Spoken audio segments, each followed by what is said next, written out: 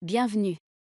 Dans cette vidéo, nous verrons comment nous pouvons utiliser les capacités de cross-docking de S/4HANA Transportation Management pour assurer des livraisons efficaces aux clients tout en conservant la visibilité et le contrôle des coûts. Les points de vue, informations ou opinions exprimées sont uniquement celles des personnes concernées. Avant de commencer, examinons certains des avantages de l'utilisation du cross-docking de S/4HANA TM. Le cross-docking peut aider à réduire les coûts de transport grâce à un routage optimisé. Il peut améliorer la satisfaction des clients en réduisant les délais et en augmentant la fréquence des livraisons. Vous pouvez réduire les niveaux de stock globaux en fournissant des lieux d'approvisionnement alternatifs. Dans notre scénario de démonstration, nous travaillerons avec 3 commandes clients différentes. Notre première commande implique une expédition de Détroit, Michigan à Fort Worth, Texas.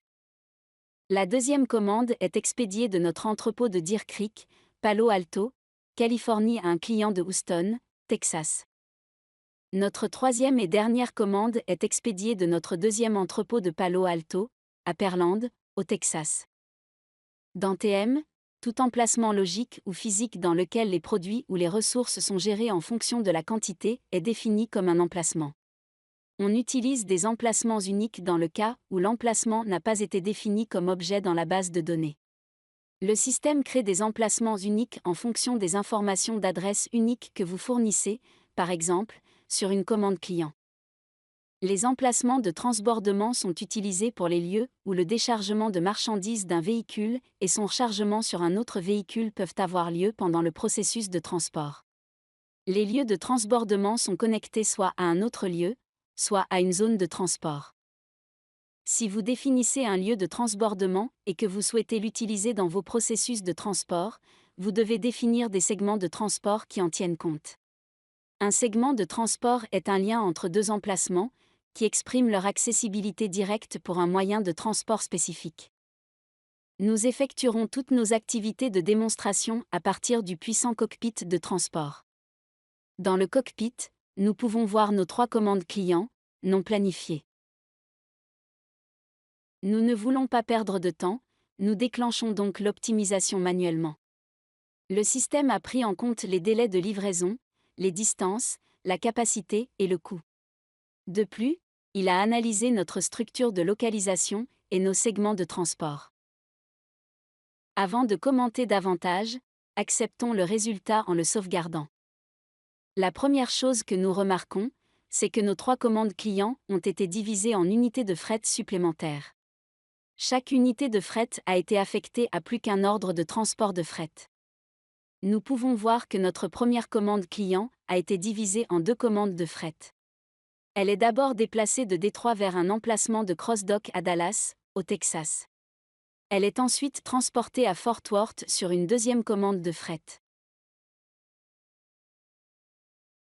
Notre deuxième commande est également transbordée via Dallas.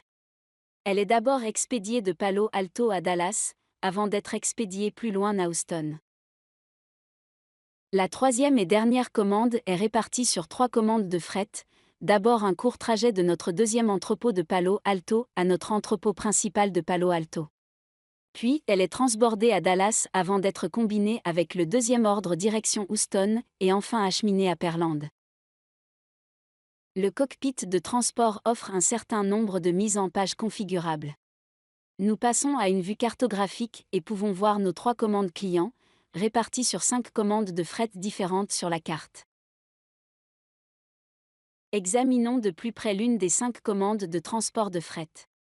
Nous choisissons celle qui transporte les expéditions de Dallas à Houston et plus tard à Pearland. Dans la trace des documents, nous voyons que les 2 commandes clients sont consolidées dans la même commande de transport. Une consolidation accrue est l'un des principaux moteurs du cross-docking. La fonctionnalité affichée est disponible dans S/4HANA TM, en déploiement intégré ou décentralisé. Elle est également disponible dans la version classique de SAP TM 9.x.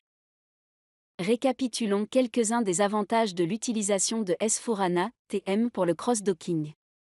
Le cross-docking peut aider à réduire les coûts de transport grâce à un routage optimisé. Il peut améliorer la satisfaction des clients en réduisant les délais et les livraisons plus fréquentes. Vous pouvez réduire les niveaux de stock globaux en fournissant des lieux d'approvisionnement alternatifs. Merci beaucoup d'avoir regardé cette vidéo. Veuillez commenter, aimer et vous abonner. D'autres vidéos comme celle-ci seront mises à disposition. À très bientôt.